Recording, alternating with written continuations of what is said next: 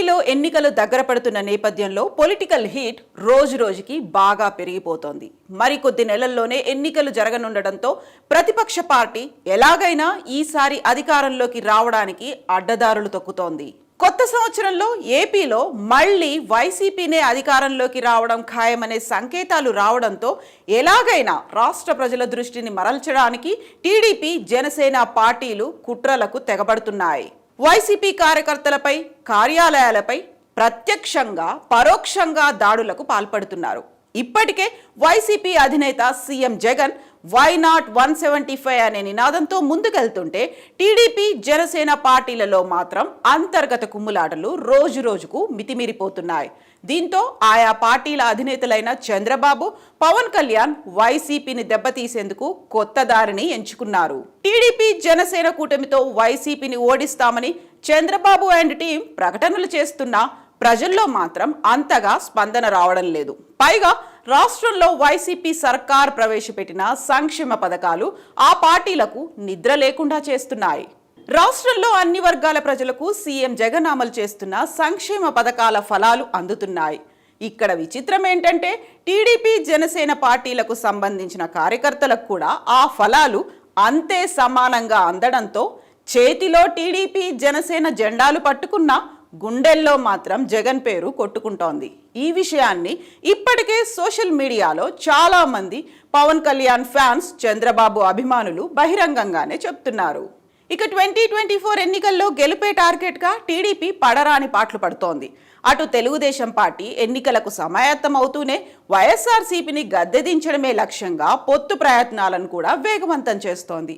ఈ క్రమంలోనే టీడీపీ అధికారంలోకి రావడం కోసం అడ్డమైన దారులు తొక్కుతూ జనసేన, బీజేపీ, కాంగ్రెస్ పార్టీలతో పొత్తుల కోసం దిగజారి బ్రతిమిలాడుతోందని పలువురు విశ్లేషకులు కూడా తమ అభిప్రాయాలను వెల్లడిస్తున్నారు. అయితే ఎన్నికలు ప్రతిష్టాత్మకంగా మారిన నేపథ్యంలో ముఖ్యమంత్రి వైఎస్ జగన్మోహన్ రెడ్డి అభ్యర్థుల ఎంపికలో ఆచితూచి అడుగులు వేస్తున్నారు. అసెంబ్లీ స్థానాలన్నింటినీ క్లీన్ స్వీప్ చేయాలని లక్ష్యంగా పెట్టుకున్నారు. నియోజకవర్గాల ఇన్ఛార్జీలను మార్చివేస్తూ జనాదరణ లేని ఎమ్మెల్యేలకు టికెట్లను ఇవ్వడానికి నిరాకరిస్తున్నారు. ఇక జగన్ వ్యూహం అర్థం చేసుకోలేకపోయినా టీడీపీ అధినేత చంద్రబాబు తన అంచరగడానికి వైసీపీ నాయకులతో పాటుగా కార్యకర్తలు, కార్యాలయాలపైన దాడులకు దిగమని సిగ్నల్స్ ఇవ్వడంతో దాడులకు తెరలేపారు. ఇక ఈ నేపథ్యంలోనే వీటికి తోడు తాజాగా పోల్ స్ట్రాటజీ గ్రూప్ ఏపీ రాజకీయాలపై ఓ సర్వేను నిర్వహించింది.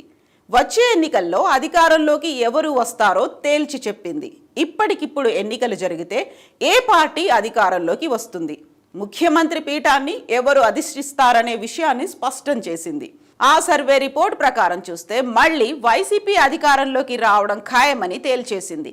ఇప్పటికిప్పుడు ఎన్నికలు జరిగితే వైసీపీకి పడే ఓట్ల శాతం 49 నుంచి 48.5% మేర ఓట్ల తేడాతో వైసీపీ మళ్లీ ప్రభుత్వాన్ని ఏర్పాటు చేస్తుందని స్పష్టం చేసింది. వరుసగా రెండోసారి కూడా ముఖ్యమంత్రిగా వైఎస్ జగన్ ప్రమాణ స్వీకారం చేస్తారని పేర్కొంది. దీంతో టీడీపీకి ఓటమి భయం ఎక్కువై ఏం చేయాలో అర్థం కాక నీచ రాజకీయాలకు నాంది పలుకుతున్నారు. రాష్ట్రంలో వైసీపీ పాలనా విధానంపై సర్వేలో 56% జగన్ పరిపాలనను మెచ్చుకుంటున్నారనే విషయం టీడీపీ, జనసేన పార్టీలకు మింగుడు పడడం లేదు. జగన్ పాలన బాగుందంటూ, జగన్ ప్రవేశపెట్టిన సంక్షేమ పథకాలు అద్భుతంగా ఉన్నాయంటూ ప్రశంసించే వారి శాతం ఎక్కువగా నమోదు కావడంతో ఆ పార్టీలకు గెలుపు తలనొప్పిగా మారిందని చెప్పుకోవచ్చు. ఈ నేపథ్యంలోనే గుంటూరు వెస్ట్ నియోజకవర్గంలో తెలుగుదేశం, జనసేన కార్యకర్తలు రెచ్చిపోయారు. మంత్రి విడుదల రజనీ కార్యాలయంపై టీడీపీ, జనసేన కార్యకర్తలు దాడికి తెగబడ్డారు. ఆఫీసు అద్దాలు ధ్వంసం చేసి ఫ్లెక్సీలను చించేశారు. న్యూ ఇయర్ సందర్భంగా మంత్రి విడుదల రజనీ వైసీపీ నూతన కార్యాలయాన్ని ప్రారంభించాలనుకున్నారు. సీఎం జగన్ నియోజకవర్గాల ఇన్ఛార్జీలను మార్చిన తర్వాత తొలి కార్యాలయం ప్రారంభించాలని మంత్రి విడుదల రజనీ అనుకున్నారు. గుంటూరులో డిసెంబర్ 31న అర్ధరాత్రి ఉద్రిక్తత నెలకొంది. విద్యానగర్లోని ఏపీ వైద్యారోగ్య శాఖ మంత్రి విడుదల రజనీ నూతన పార్టీ ఆఫీస్పై టీడీపీ, జనసేన కార్యకర్తలు రాళ్లదాడి చేశారు. కార్యాలయ అద్దాలు ధ్వంసం చేశారు. కొంతమంది టీడీపీ, జనసేన కార్యకర్తలు మంత్రి విడుదల రజనీ కార్యాలయం పక్కనే అర్ధరాత్రి దాటాక ర్యాలీ తీశారు. కార్యాలయం సమీపంలో ఎన్టీఆర్ విగ్రహానికి కార్యకర్తలు పాలాభిషేకం చేశారు. పాలాభిషేకం అనంతరం టీడీపీ జనసేన కార్యకర్తల గుంపులోని కొందరు కార్యాలయంపై రాళ్లతో దాడి చేశారు. దాంతో అద్దాలు ధ్వంసమయ్యాయి. ఈ దాడి కావాలని చేసినట్లు స్పష్టమవుతోంది. ఎందుకంటే మంత్రి విడుదల రజని నూతనంగా గుంటూరు ఇన్ఛార్జ్ బాధ్యతలు స్వీకరించారు. కార్యాలయ ఓపెనింగ్ కూడా ఏర్పాట్లు చేసుకున్నారు. తెల్లవారితే పార్టీ ఆఫీస్ ప్రారంభోత్సవం కాగా అర్ధరాత్రి టీడీపీ జనసేన పార్టీ కార్యకర్తలు దాడి చేయడం వెనుక ఎవరున్నారో అర్థమవుతోంది.